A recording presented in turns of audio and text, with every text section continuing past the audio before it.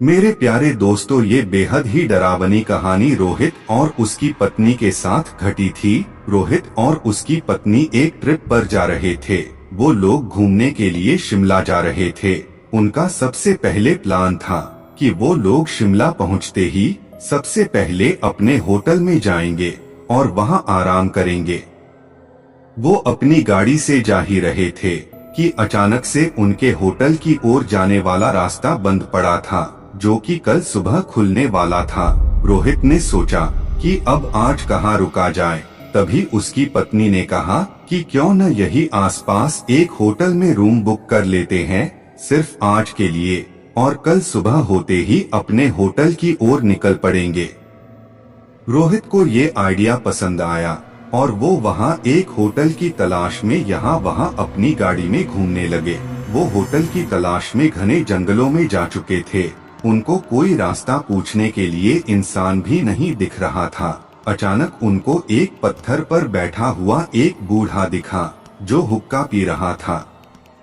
उसको देखते ही रोहित ने अपनी गाड़ी रोकी और उससे आसपास रहने के लिए होटल पूछा। उस बूढ़े ने उंगलियों से एक दिशा की ओर इशारा किया और हुक्का पीने लगा, पर उसने कुछ बोला नहीं।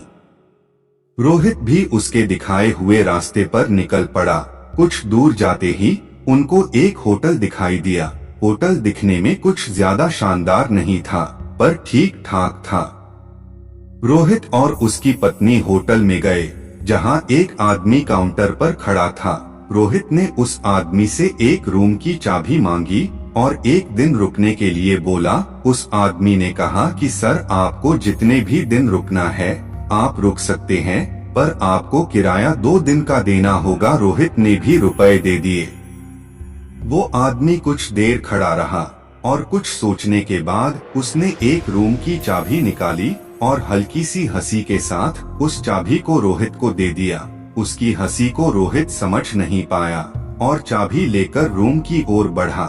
उसने चाबी पर देखा कि चाबी रूम नंबर 333 की है। वो अपनी पत्नी के साथ रूम नंबर 333 की ओर निकल पड़ा। उन्होंने देखा कि पहली और दूसरी मंजिल अच्छी खासी लोगों से भरी पड़ी है, यानी सारे रूम बुक थे। पर वही जहां रूम नंबर 333 था, जो तीसरी मंजिल पर था, वो पूरी मंजिल सुनसान पड़ी थी। वो लोग चुपचाप अपने रूम को खोलकर अंदर चले गए। रूम अंदर से अच्छा था। रोहित फ्रेश होने के लिए बाथरूम की ओर बढ़ा तो उसने देखा कि उसमें पानी नहीं आ रहा है।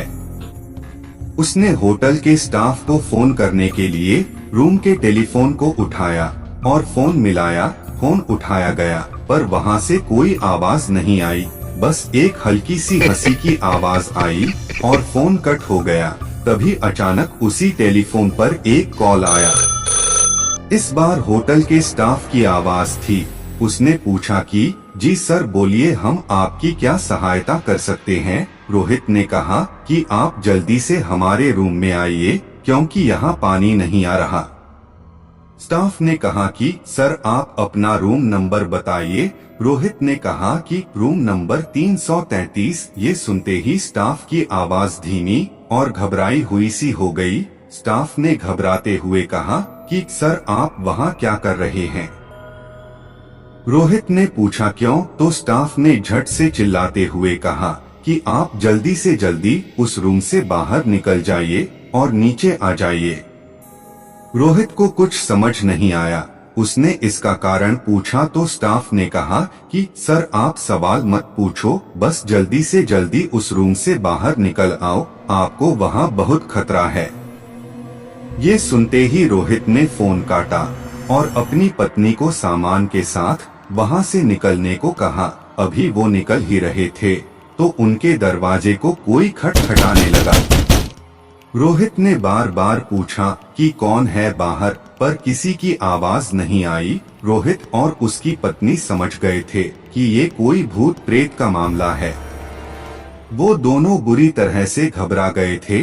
तभी उनके रूम की लाइट कट गई और अंधेरा हो गया। तभी बाहर से आवाज आई, सर, आपने पानी ठीक करने के लिए बुलाया था, मैं उसी के लिए आया हूँ।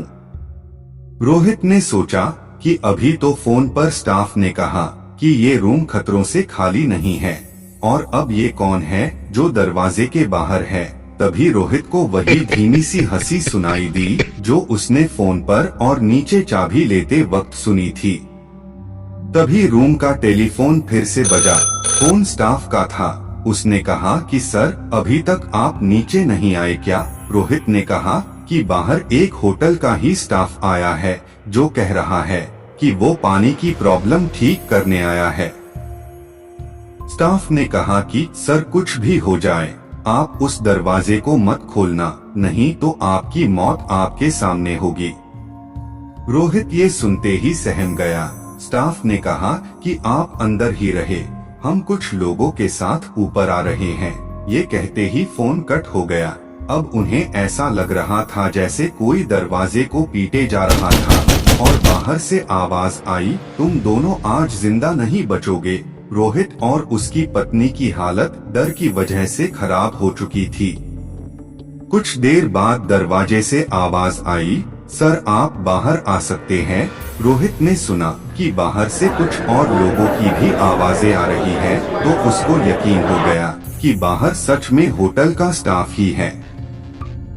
रोहित ने दरवाजा खोला और चैन की सांस ली और सभी लोग वहां से हटकर नीचे आ गए।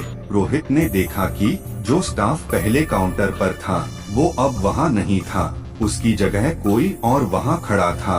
रोहित ने सारी बात सबको बताई। तब स्टाफ ने कहा कि सर, जो बंदा आपको पहले नीचे मिला था वो असल में पहले इसी होटल में काम करता था और इसी होटल के रूम नंबर 333 में उसकी रहस्यमय मौत हो गई थी और आज भी उसकी आत्मा इस होटल में भटकती है, पर वो ज्यादातर रूम नंबर 333 के आसपास ही भटकती है। रोहित समझ चुका था कि ये होटल भूतिया है। दोस्तों, अगर आपके साथ भी कोई सच्ची घटना घटी है तो हमें लिख भेजें और ऐसी ही डरावनी कहानियों और सच्ची भूतिया घटनाओं की वीडियोस देखने के लिए हमारे चैनल को सब्सक्राइब करें। धन्यवाद।